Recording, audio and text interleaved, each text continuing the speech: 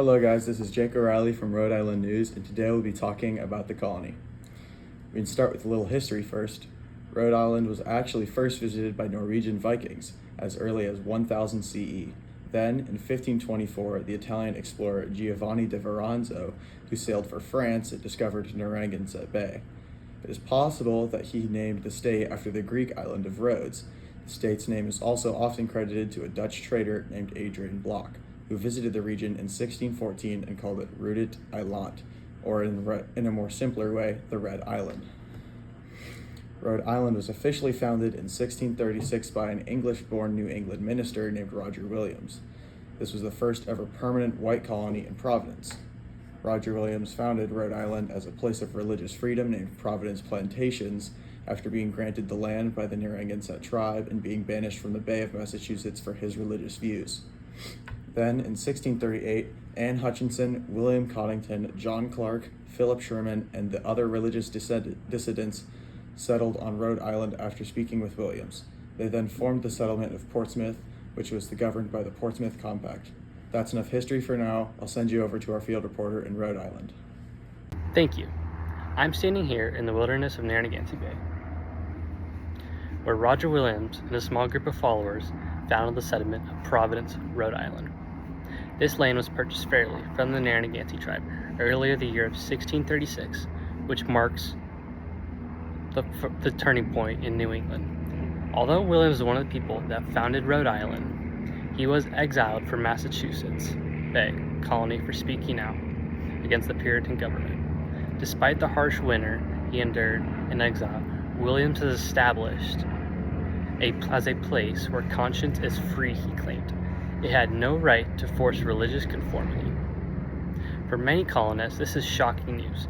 Yet here in Rhode Island, there is no official church, and Williams insisted the government will only handle civil matters, not spiritual ones.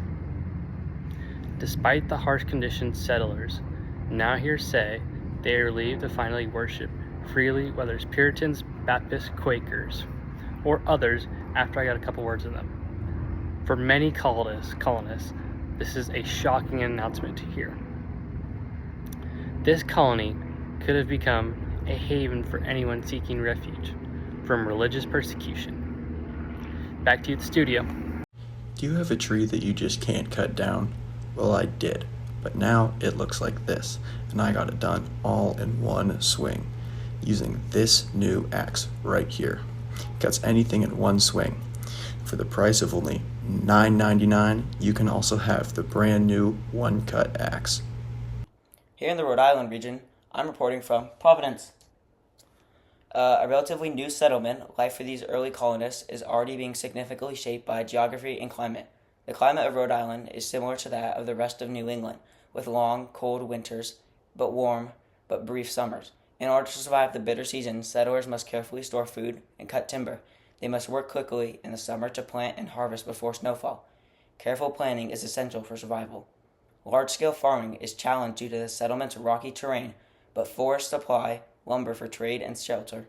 Most significantly, settlers have access to vulnerable harbors and wealth of fish, thanks to the lengthy coastline and Narragansett Bay. Therefore, although Rhode Island's rocky terrain and climate presents difficulties for the fleeting colony, its forests and waters might end up being its greatest assets.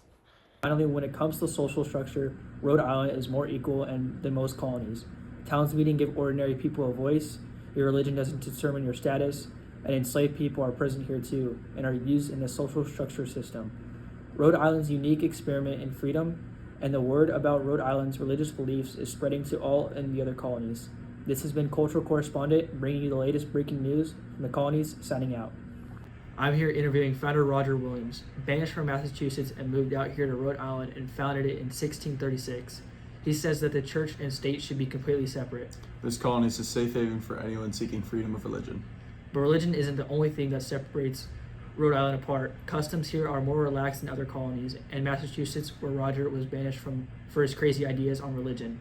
People celebrate different traditions, something you won't find in any other colony. Finally, when it comes to social structure, Rhode Island is more equal than most colonies. Towns meeting give ordinary people a voice, your religion doesn't determine your status, and enslaved people are present here too, and are used in the social structure system. Rhode Island's unique experiment in freedom, and the word about Rhode Island's religious beliefs is spreading to all in the other colonies. This has been Cultural Correspondent, bringing you the latest breaking news from the colonies, signing out. 2, 1, go. Transform your rocky Rhode Island soil into a thriving, productive farm with the trusted Colonial plow. Crafted by skilled blacksmith, this sturdy iron-tipped plow is designed to break through even the toughest ground. Pulled effortlessly by horses or oxen, its double hardwood frame gives you full control to cultivate your fields with ease.